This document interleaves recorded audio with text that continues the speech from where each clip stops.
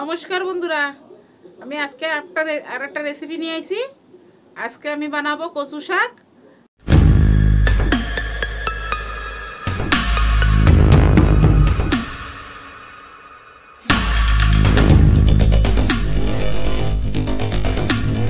এই যে দেখেন কচুটা কাটে এই যে ধুয়ে সিদ্ধ বসাইছি।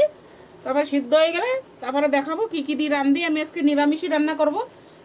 গরম পড়ছে তো অনেক, তাই নিরামিষই ভালো লাগে গরমে। এই যে বন্ধুরা, এই যে কচু শাকটা সিদ্ধ হয়ে গেছে আমার। এটা এক গঞ্জ কচু শাক, এটা সিদ্ধ হয়ে গেছে। এখন এটা নামাই রাখবো।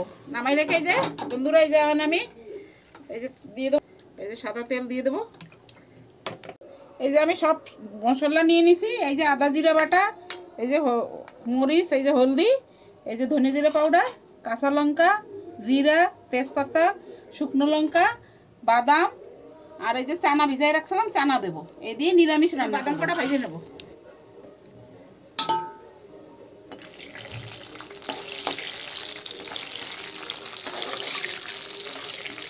বাদাম কটা ভাজা হয়ে গেছে, এখানে বাদাম কটা নামাই নেব।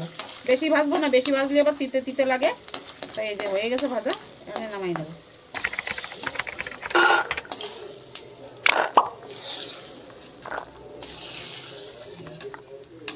বাদাম কটা নামাই নিচ্ছি। এখন দেবো শুকনো লঙ্কা, তেজপাতা, আর এই যে দেবো গোটা জিরা।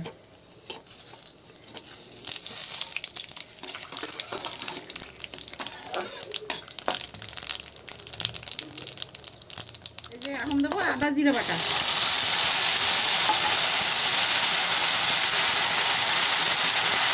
দিয়ে দেবো হলদি। হলদি দিলে কি একটু কম খেতে, গায়ে খেতে ঠিক আছে। আদা জিরা বাটাটা হয়ে গেছে। এখন দেবো এই যে এইটুক দেবো, বেশি দেবো না। কাঁচামরিচও দেবো তো, তা বেশি ঝাল হয়ে যাবে না। এইটুক দেবো। এই যে দেবো হলদি।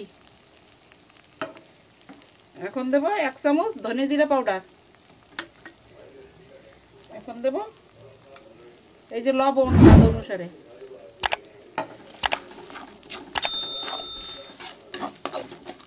এখন দিয়ে দেবো একটু জল। এই যে এই যে মশলাটা কষানো হয়ে গেছে ভালো করে। এখন দিয়ে দেবো এই যে চানা কটা। চানা সিদ্ধ করি নাই, কাঁচা চানাই দিয়ে দেবো। ভিজাই রাখছিলাম রাত্রিরে, এই যে কাঁচা চানাই দিয়ে দিছি। মানে এটা ভালো করে কষাই নেব। কষাইতে কষাইতে চানাটা সিদ্ধ হয়ে যাবে, সেই পর্যন্ত আমি এই যে বন্ধুরা, আমি এখন এই যে টমাটার আর কাঁচামরিচটা কেটে নেব। ওর সাথে দিয়ে দেবো কষানোর জন্য। চানার সাথে ভালো করে কষানো হয়ে যাবে মরিচটা, এই টমাটারটাও মরিচটাও দুটোটা।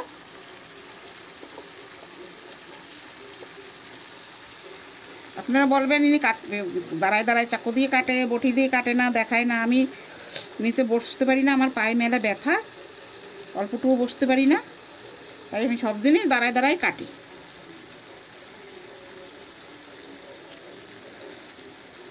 একটু টমাটার বেশি দেবো, তা ভালো লাগবে খাইতে। এই যে এখন কাঁচামরিচ আর টমাটারটা দিয়ে দেবো।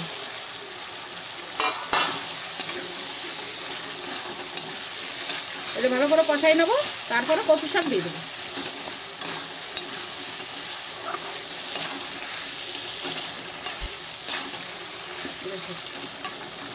দেখেন কত সুন্দর করে এই যে কষাচ্ছি চানা দিয়ে।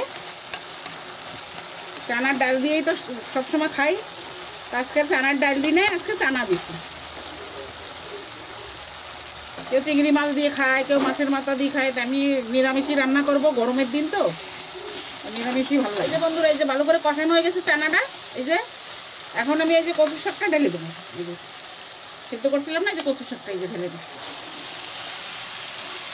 এই যে আমি গোড়ার কচুটাও দিয়ে দিছি। গোড়ার কচুও গলে যায় এর সাথে, ভালো লাগে গোড়ার কচু দিয়েও রান্না করলে।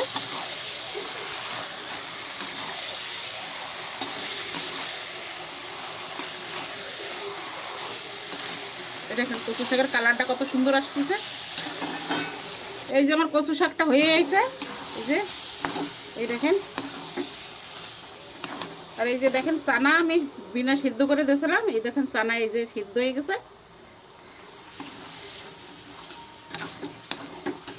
যে হয়ে গেছে।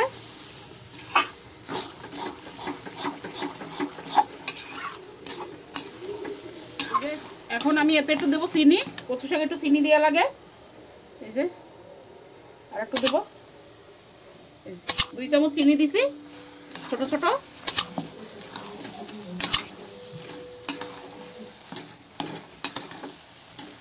এই যে এখন দেবো এই যে গরম মশলা, ভালো করে মিলাই নেব।